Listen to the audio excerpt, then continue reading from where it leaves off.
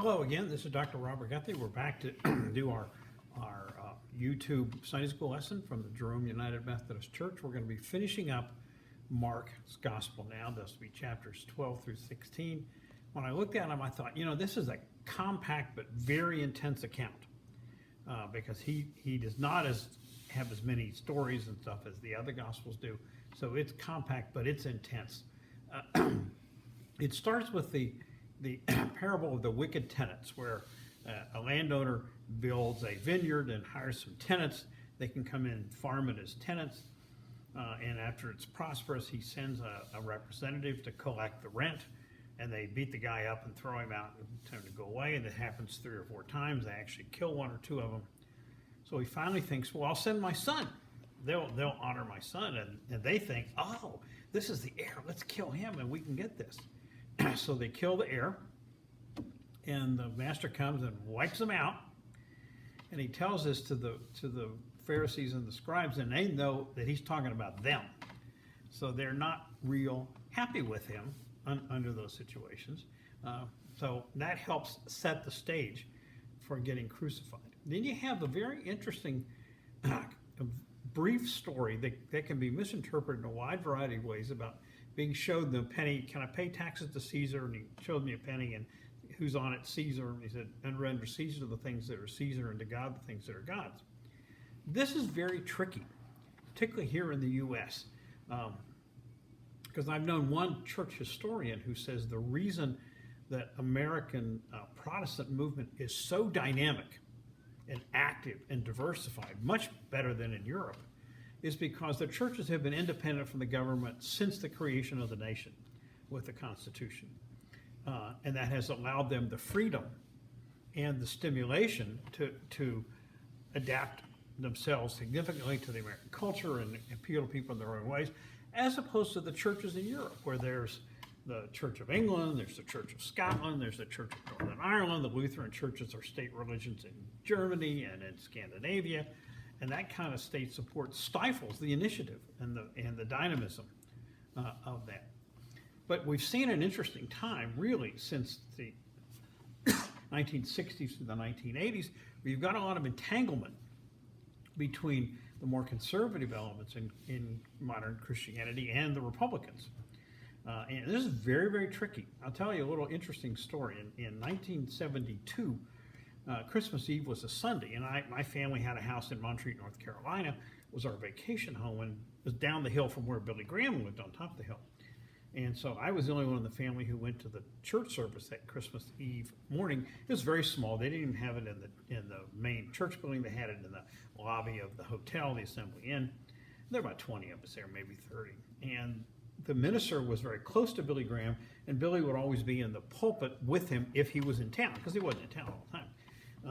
And he's introducing and welcoming us all this, and he says, looks over at Billy Graham and says, and if you have any questions about Watergate, Billy here will be happy to answer them for you. And we all laugh, okay, including Billy Graham, who's kind of an embarrassed laugh. It was a good lesson for him, because even Billy Graham needs to learn lessons that if you get mixed up with these politicians, they're going to make a chump out of you every time. And if it happened to Billy Graham, it can happen to the other people. And it happened very easily, because he was really trying to be very pure, wasn't in it for the money, behaved himself sexually, and all those other things. And what you've seen is, since Jerry Falwell Sr. and got in with Reagan in 1980, you've seen the number of people who considered themselves evangelicals drop by at least 25%, from about 22% of the population down to 15%. It's actually dropped 3% from 17 to 15% in the last 3 years.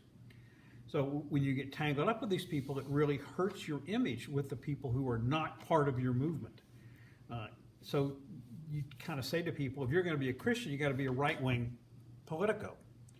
And that turns off a lot of people, particularly the young. And it's really very damaging to American Christianity. We'll get by this sometime. This will fade and go away. But it really is very damaging to Christianity.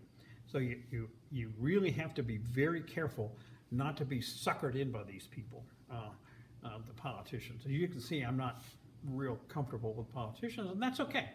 I'm here to be a Christian and to evangelize this. So that's my own opinion here.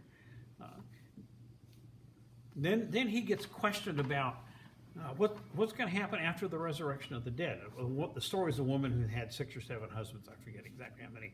When she gets to heaven, who's going to be her husband? How's he going to do this? And Jesus says it isn't like that. It isn't like that. You're like angels. He doesn't say what it is like, but it isn't like that. So I'm not worrying about it. That's God's problem. I try to leave all these divine problems for the Almighty to solve, not for me.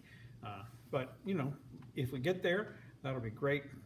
And I'm not worrying about the structure and the socialization and all that. I'm just not going there. Then they ask him, what is the great commandment? And he actually quotes the Old Testament in these 2 quotes. One is, love the Lord your God with all your heart, all your soul, and all your might. That's from Deuteronomy chapter 6, verses 4 to 5. And love your neighbor as yourself. It's from a different part. It's in Leviticus chapter 19, verse 18. My best observation about love your neighbor as yourself came from an African-American evangelist I heard in Montreat preaching on the Sunday sermon named Tom Skinner. And he's one of the 3 sermons I remember in my 71 years of going to church. And had 2 comments, one of which has really motivated me. He said when he started preaching, he was preaching from the Word, preaching right from the gospel, and people didn't understand what he was talking about. Then he realized they weren't reading it. So that's been my stimulation to do these classes all these 30 years or so that I've been doing it, maybe 40. That's been my stimulation. But a second thing, the most interesting thing about love your neighbor as yourself, he said Jesus didn't say love your neighbor instead of yourself. And if you don't love yourself first, he said, your neighbor better look out. And I thought, wow, what a description about, because I know a lot of people who loathe themselves. And when people loathe themselves, they are really dangerous to everybody else around them. So you got to live a kind of life where you love yourself first, and then you can love your neighbor. It's very, very interesting. Like I said, that's one of the 3 sermons I've remembered in my 71 years. And then he condemns the scribes for walking around in their fancy clothes and their prominent positions and eating it up. And I thought, that's an interesting phrase for a lot of current pastors. Pastors have commit the same sins everybody else does. Okay? They have the same weaknesses everybody else does, and they really need to guard against. And my observation of pastors is the big sin is the sin of pride. You get too full of yourself, which is true for academic doctors like myself. They're all too full of ourselves. No. Then he predicts the destruction and wrecking of Jerusalem, which is going to happen in 35 years after the Romans get through with it. And he predicts the abuse of his followers, which happens all the time, particularly early on. And he's predicted by a series of cosmic events before the end of time. And I was amused at this when I got this preparation ready. There was an asteroid coming at the Earth that had a small chance of hitting us, about the size of either hurt a refrigerator or a school bus. And those are the ones that break up when they hit the atmosphere, and you get this shower of meteorite stuff, and it's quite the show. I thought, boy, that's an interesting thing to happen maybe this week. Apparently it's going to miss us. So it's not any cosmic event predicting the end of the world. It's just another piece of rock floating in space and going by us at a particular time. Then you have the widow's mite story, which is very interesting and very touching. He points out how the wealthy come and they put money in because they have money to spare. So they give the temple what they can spare. The widow comes in and gives the 2 coins. That's all she has. So this is truly someone giving to the Lord what they can't afford to give up, but they do anyway. So that's true giving. And that's an interesting for all of us to think about. Then you have an interesting story in Bethany where they're having a meal with his disciples. Bethany's right near Jerusalem over to the east. And a woman who's not identified comes in and anoints him with a jar of nard, which is a heavy perfume oil, breaks the jar in this gospel and anoints him with the oil. And the apostles are all upset because they said, this is really valuable oil. We could sell it for 300 denarii, it's a penny, for 300 pence and give it to the poor. And Jesus says, don't worry about it. I mean, she's anointing me because I'm here with you and I'll be gone soon. So she's preparing me for my next journey. and so leave her alone. So it's a very interesting look at the true devotion. And it's not identified who this woman was. Was she, people have tried to say she was a particular sinner. She might have been, but all of us are particular sinners. So then they go to Judas's betrayal. Now this is an interesting, because if you go back and look through the 4 accounts, in Luke, it's Satan who enters Judas's mind and inspires him to betray Jesus. I thought, wait a minute, why would the devil be involved in the plan for the crucifixion and resurrection?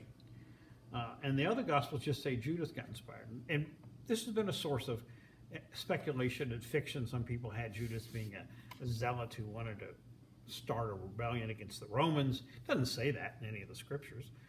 And they thought that Jesus' death would get a revolution going. Again, it doesn't say that. It just says he did it. So my own opinion, and this is an opinion, this is not a fact, is that Jesus told him to do it. Why else would he do it? Somebody had to do it. If you've ever been to the Gethsemane area at night, which I have in Jerusalem, it's dark as a tomb down there. So the whole point of kissing Jesus was to identify him in the dark, and so that he couldn't slip out the back and get away.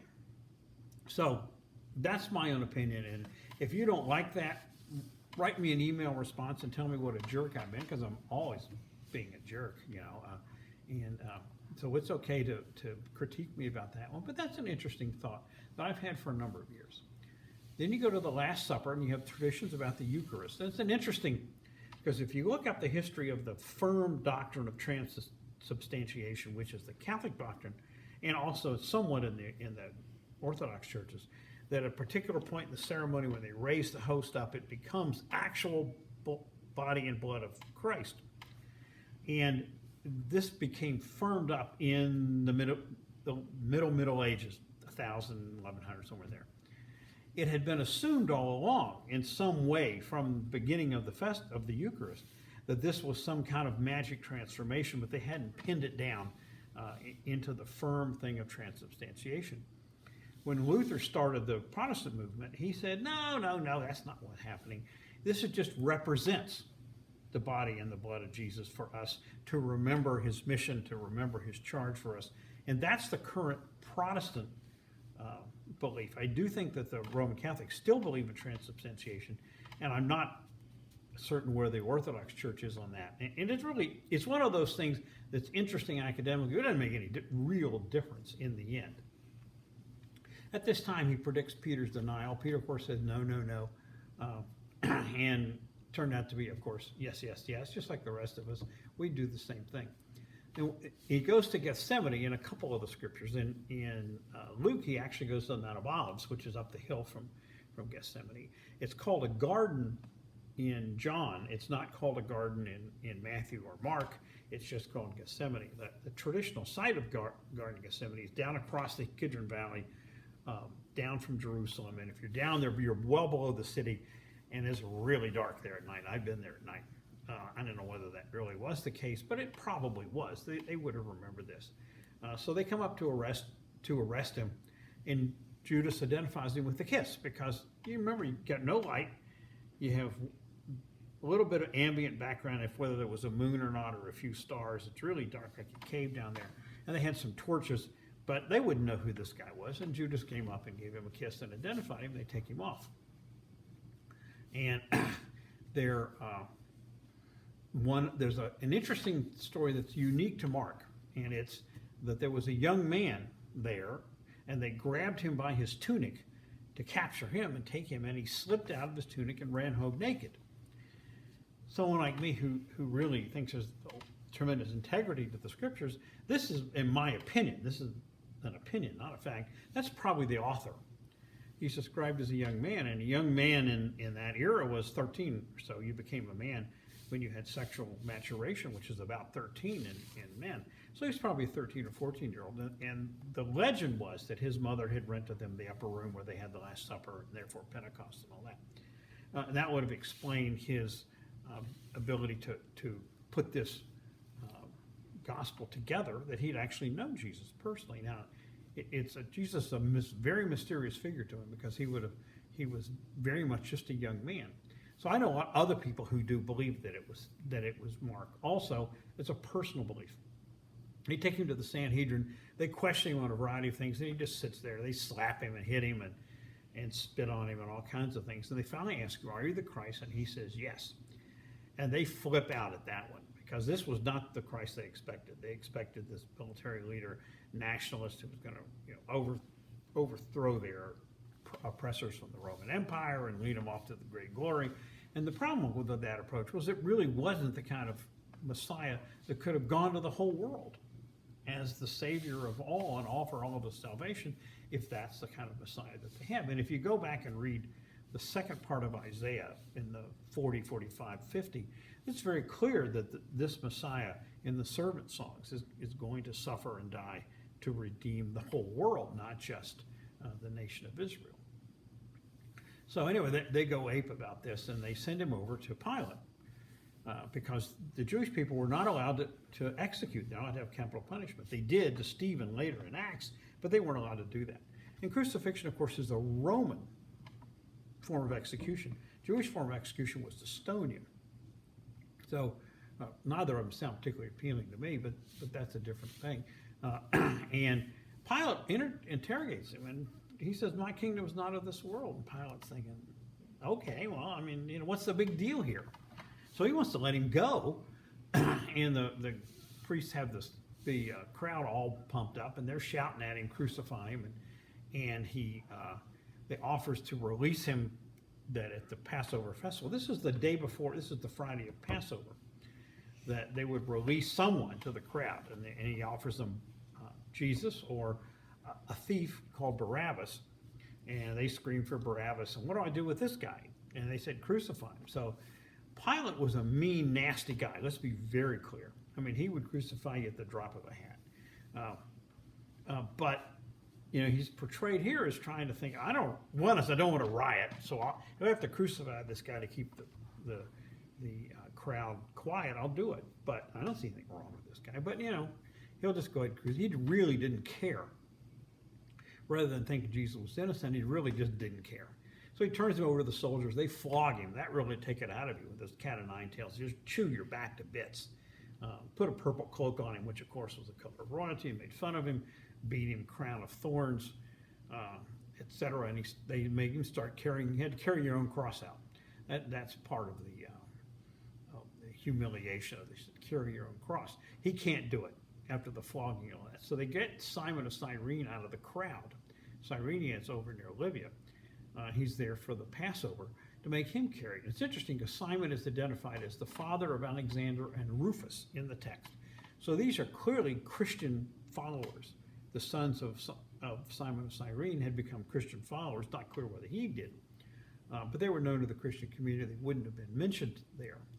They crucify him at the third hour, which is about 9 a.m. He dies about 6 hours later. This is actually early, that Pilate was surprised he was dead that quickly, but Jesus was in control of what time it was to die and when it wasn't, because if he hadn't died, they would have broken the legs of the people on the crosses, because he died of suffocation, and they couldn't have him on the cross as they went into the Sabbath, which was sundown that day of Passover weekend. So he died, and Pilate asked the guard, "Are you sure?" And he said, "Oh yeah, he's dead." And so Joseph of Arimathea comes and to claim the body, and Pilate says, "Okay, why would he?" And at the time Jesus died, the curtain that separated the Holy of Holies, which is only the high priest could go in from the regular part of the temple, is torn asunder, torn in two, because now that the Messiah has come and been the sacrifice, you didn't need the intercession of the priest between you and the Almighty. You could have your own personal relationship with God, which is what we believe now. So it's a very symbolic event there. And the centurion says, "Surely this man was the Son of God." They put him in the tomb very quickly. Remember, this is sundown's coming, and they have to have him in the tomb, and the tomb sealed by the beginning of the Sabbath, which is sundown. The Jewish Sabbath is still sundown Friday and it ends on sundown Saturday. And so they do that, and the ladies come back, the women on Sunday morning, when the sun comes up to properly prepare the body. So you need to clean it and wipe it down and put spices around it and fragrant thing too. And then you seal the tomb and come back in a year and collect the bones and put them in a ossuary, a bone box. Well, they didn't have to do that with Jesus because Jesus didn't stay dead. And so they come in Sunday morning and they're worrying about who's going to open the tomb for. Now, there's one consistent witness to the resurrection. It's Mary Magdalene in all four of the Gospels. There's other second and third women in the different Gospels. But Mary Magdalene is therefore the principal witness to the resurrection. So,